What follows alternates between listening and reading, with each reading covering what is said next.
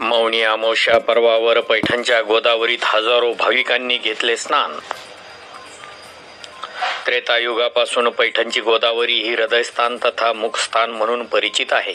भगवान विष्णू, भगवान ब्रह्मदेव, भगवान प्रभू रामचंद्र, भगवान कृष्णरायासह आदी देवदेवतांनी भारतखंडातील दक्षिणेतील पैठणच्या गोदावरीत स्नान करून आनंद उत्सव साजरा केलेला असल्याचे इतिहास सांगतो। त्यामुळे पैठणच्या गोदावरीचे आगळे वेगळे महत्त्व आहे। अनादी कालापासून रूढी परंपरा, प्रथा व चाली रीतीनुसार कुंभ पर्वावर पैठणच्या गोदावरीवर स्नान करण्यासाठी भाविक येतात। दिनांक 29 बुधवार मौनी अमावस्या शुभ पर्वावर स्नान करण्यासाठी अगदी पहाटेपासूनच भाविक व वारकरी भक्तांनी गर्दी केली होती। भाविक गोदावरीचा जय जयकार करीत स्नान करताना दिसत होते, तर कृष्णकमल तीर्थावर स्नान केल्यानंतर पुरोहितांच्या मंत्रघोषात धार्मिक विधी करत होते। यावेळी संत व महंत महाराजांना शिष्यगणांनी शाही स्नान घातले।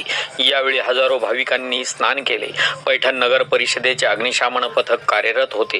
प्रयाग संगमावरून गंगा, यमुना व सरस्वती या नद्यांचे जल पैठण येथील धार्मिक कार्यकर्त्यांनी आणले होते। ते पवित्र जल भाविकांना जलतीर्थ म्हणून दिले गेले। सध्या प्रयाग येथे कुंभ पर्वानिमित्ताने भाविक वर्ग स्नानासाठी जातात, परंतु जे भाविक प्रयाग येथे स्नानासाठी जाऊ शकत नाहीत ते भाविक पैठणच्या गोदावरीत स्नानासाठी येतात।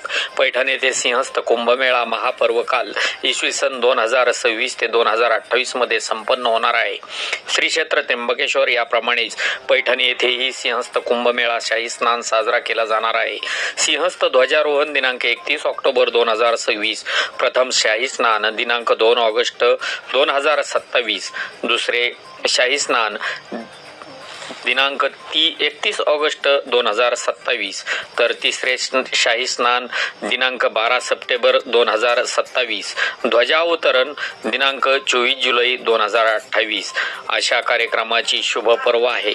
पैठण येथील श्री संत एकनाथ महाराज विश्वस्त मंडळाच्या पुढाकाराने कुंभमेळा साजरा केला जाणार असल्याचे समजते।